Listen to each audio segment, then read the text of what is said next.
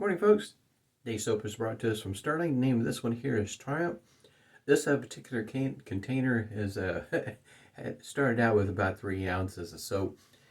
Bought this a while back, so in other words, what you're seeing on the website nowadays is you can get it in the 5.8 variety as well as the puck refill or a sample. But this one here, when I got this one, was a 3 ounce variety. Yep, and that's what it looks like there on the inside. And it does smell really nice.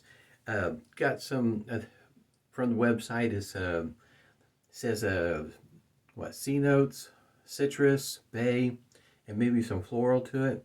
I think it's I guess you might say their version of, I think it's called Invictus. I think it is. It is really nice. As it goes from my nose just right off the puck, I pick up the citrus and the floral, but my nose doesn't pick up much more than that. I'm not saying it's not there, it's just my nose doesn't pick it up. It's a pretty nice scent, it really is. As well as I got the 2 ounce variety on the aftershave. Like I said, I had this one here, so if you're looking to get it now, you're probably going to get I guess you might call it the full size version. That's available on the website, and I'll have a link down below also for this. I've got whipped up this particular scuttle. I've had it for a while. It's just that I haven't used it just yet. When I got it, it was warmer weather. And this one here is the Phoenix Artisan Accoutrements, and I left the plug out for a reason, because I want to pour this out towards the end of the shave and show you what it looks like on the inside. But my lather that I've got whipped up is a little on the wet side. Oh, yeah, there it goes. It's drippy. And this particular brush right here is a vintage Ever Ready brush that was reknotted by Frank at Strike Gold Shave. And the model number of this one here is a 150 Ever Ready. But got it whipped up there. This has got a badger knot in it, if you're wondering. Also still sporting A-Best blade here, platinum. And if you didn't see the last video, that's what it's wrapped in. Excuse me. And I have it in a vintage shaver here. This one here is a Gillette Aristocrat. It is twist to open. And I'll try to do this without letting the blade fall out. But that's what the blade looks like there on the inside. You can kind of see that center bar does not have notches in it. So it's the, I guess you might sometimes refer to as the 1940 version. If you're somewhere, I think it's between 1947 up to 1950, that range in there. If you get one of these that has the notches on that center bar, that would be, I think, the time frame that that particular shaver was made. But this one here is the prior to that, because it doesn't have a date code and it doesn't have the notches. But at any rate, it is a really nice shaver. Oh, I should mention that this particular version, there's more than one that looks like this, in that you see that this part right here has knurling. We got knurling through the center, and then down here on the knob you got this part right here that I guess you might call it smooth, and then you got some more knurling on the knob there. There is another one that of course will be gold, and it will have knurling here also. Not sure what years all that is. And there's also one that I guess you might say it's iridium, that's got, and that's a president. If you look at one of those, typically those, when you find them, you're going to pay a bit for them. I have one. I got very lucky when I got mine. There's the Preshave cube here. When I got that one, I got it at a steal. I was the president. It was dirty. In other words, it was in a lot of razors. The antique store, the lady there, she said that she bought it from a guy locally, and it was a box of stuff, and it had a bunch of odd and end shavers in it, and she wasn't real sure what she had or anything like that. And at that point in time, I was still relatively new, and I wasn't too sure what I was looking at. But it was kind of dirty and whatnot, and I went ahead and bought the whole lot of razors, and just the whole box. And then I started looking into them, and one of them was the president, and it cleaned up really nice. And it's just like the Aristocrat. It's just that it's different coating. It looks the same. A lot of the knurling is the same, and so on and so forth. And it's just that what it's coated with is somewhat different. And this does. I really do like the smell of this. It smells really nice. This, I'm glad they came out with this pre-shaved cube. That one there, just that scent is just awesome. At any rate, so shaving with a vintage shaver, you know, the storyline usually goes with a vintage shaver, especially one like this one here, or the President, or any of these others. Shavers, is, you know, the stories that it can tell, and especially when you start thinking about this is 1940s. In other words, of the model, so it means that chances are the engineering started before 1940, and it would, for me, be on the, I guess you might say, that side of things, where on the design side, listening to the conversations and the thought process of coming up with this particular shaver. What was the thought, and what was their goals, and what kind of trouble did they run into trying to get this shaver designed, made? Because stop and think now, this is, you know, say if it was 1940, we're talking about what, 80 years ago? So you can almost imagine what the manufacturing process was back at that point in time.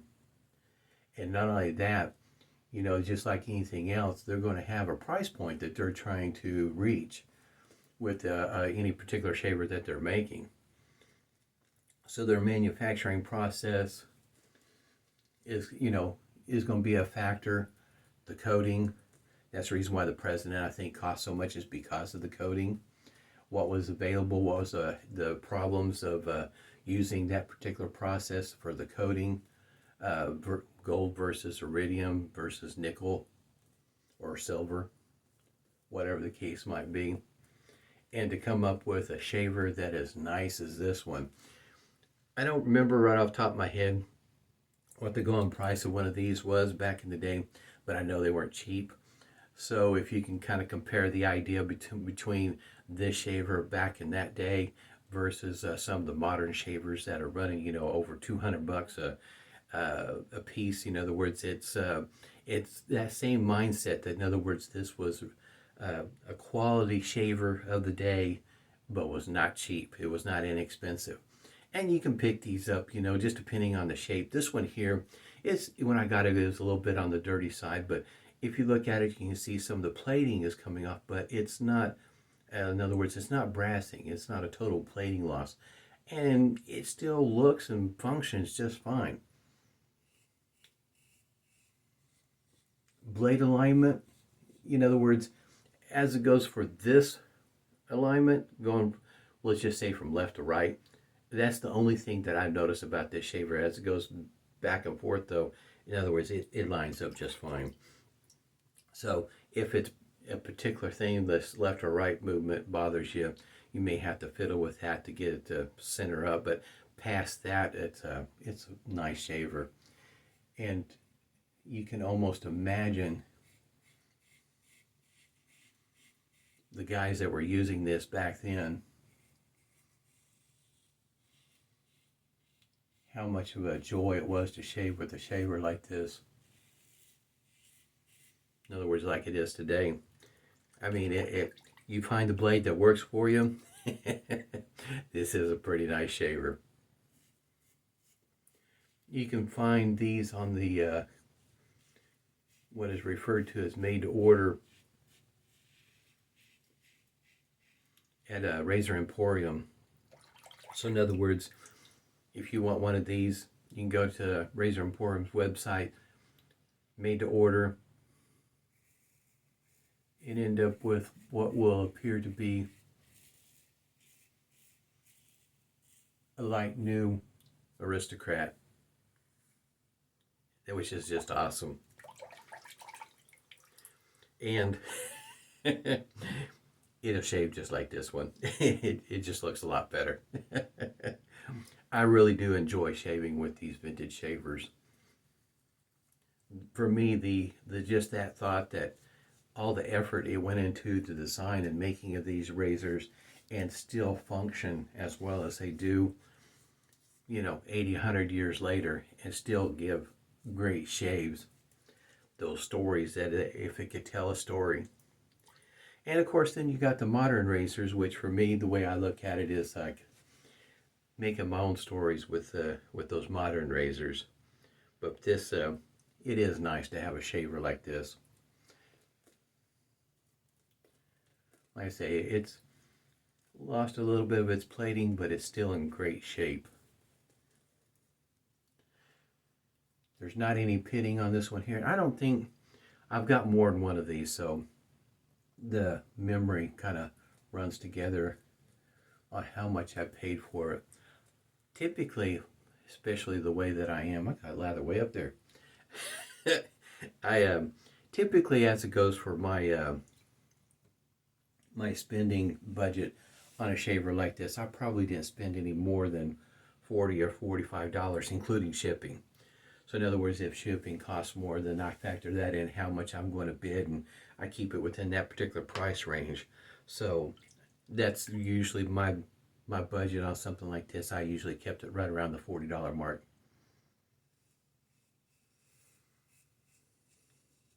And you can find a good razor like this right there in that price range at the right time of the year. It just really depends on your due diligence, I guess you might say. There's a certain time of the year, in other words, in my opinion, the closer you get, November, December, maybe in January, to me are the best times to be hunting for bargains, good finds on eBay.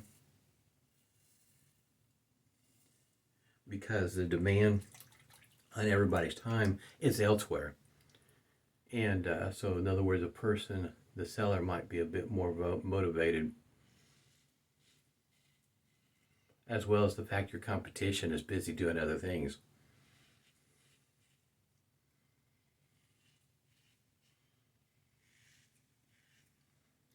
Blade's working pretty well. Can't really complain about this blade. Can't, in other words, looking for something, and as it goes for these blades, a number of blades I will use one and done, unless it's like one I'm getting ready to use later on. It might be this week or the beginning of next week. I've got some Kai blades that I haven't used before, but those blades are not cheap. So I will probably use it more than once. Get a little bit more use out of it. But most of the time it's just a one and done, unless the blade's really expensive, or for instance a mild shaver, where you can typically get more shaves out of a blade before it feels like you need to replace it. As it goes for efficiency, not doing anything really different. It's right on the money. It's in other words, my third pass would be more of a pickup pass if I was to change my routine in order to get a really nice smooth shave. It's comfortable. This blade's doing rather well. This knot does a good job of holding water. It's the amount of water I squeezed out of it when I first started was quite a bit. It's a pretty nice knot. Had this brush for a while. I think about a couple of years.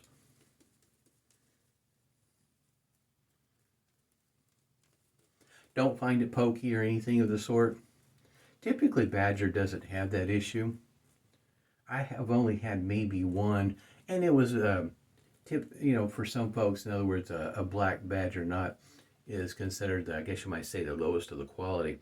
I like the black ones. They work just fine for me. Now, as it goes for looks, it depends on the handle and so on and so forth, whether the black Badger knot looks well, but as it goes for a function, it works just fine for me. This scent, it is really nice.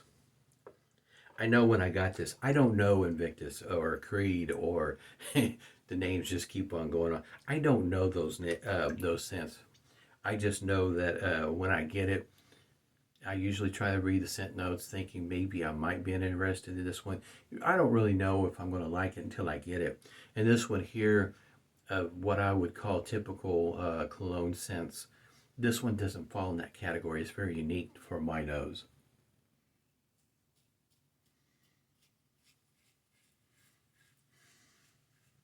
There's some that are cologne scented soaps that I have that are, to me, they're similar. There's not a whole, per my nose, I should say, there's not a whole lot of distinction in between one and the other unless I got them side by side. But my nose is like that. It's not the best in the world.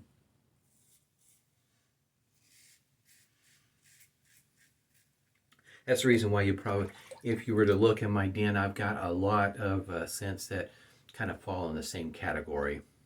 I try to broaden my horizons just to see if maybe one day things will be a little bit different. And sometimes it is when my nose is working really well, which is not very often.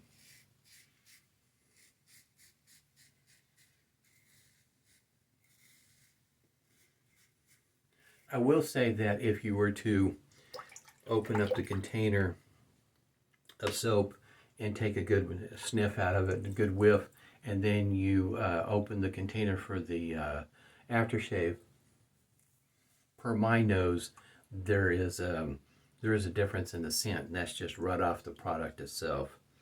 And so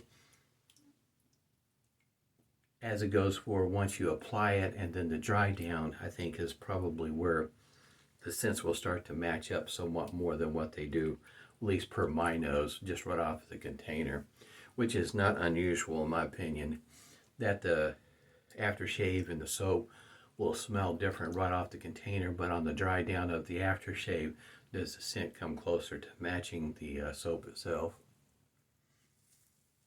Just something to point out if you're kind of new to this sort of thing, and like I say, you know, our noses are all different preferences. This soap does feel good. I should mention, in case you're unfamiliar with Stirling soaps, first of all, they offer great sample sizes. Their sample sizes are, I think, 1 ounce size. They're pretty good size and reasonably priced. Face feels so good this morning. It's hard, this razor here is hard not to use. I've got some that I just, in other words, if you're talking about top 5, that's a tough chore. It is hard for me to do when it comes to DEs. I have, how you say, a smaller selection of vintage and modern single edges, and then when you talk about shavettes and straight razors, sometimes the factor is also the price point. I mean, I've got some shavers, you know, that are expensive, at least for my standards are expensive. But when you start looking at how much you pay for one shaver versus another, price does become a bit of a factor, I guess you might say. And I do enjoy the how can you say, the cheaper, less expensive shavers because they do shave well. They'll have little quirks about them, you know, that it won't compare to one that's more expensive, of course. In other words, you may have to fiddle with the blade alignment just a little bit. For me, that's not quite the issue. But I do have some shavers where you have to fiddle with the blade alignment quite a bit. And if you're new, that is going to be an issue. Mentholated witch hazel, nice cool down effect. Does a great job for my nose. Here of late, boy howdy. Now the temperatures here in Oklahoma, the highs are up around 70, lows maybe the lower 40s, and just a few days ago, the low was below freezing. So yeah, for me, when it does that, it really works on my sinuses, just jacks them all up. I like these green containers. There's this style right here, and then there's another style. I'll try to use one in the near future, towards the end of the month, where it's a green bottle, but it's a different shape than this. I like those. Those look pretty cool. As goes for a restrictor size, that's what it looks like. And like I said, for me, right off of the, just right off the container versus the jar of soap, it's a different scent. But I think it's more on the dry down as you apply it and it dries down on your skin. I think that's when the scents start to line up. Definitely pick up the citrus. Like I say, there is a touch of floral scent to it. The C notes, if it's there, it's I don't know that it's on the forefront as opposed to maybe in the middle. Maybe in the middle. It's hard for me to tell. C notes are very subtle, unless that's what the primary scent of the soap is. And I have some that are like that, which are pretty nice. Had a great shave. Hope everybody's doing well. Stay safe. Stay healthy. Smooth shaves to you.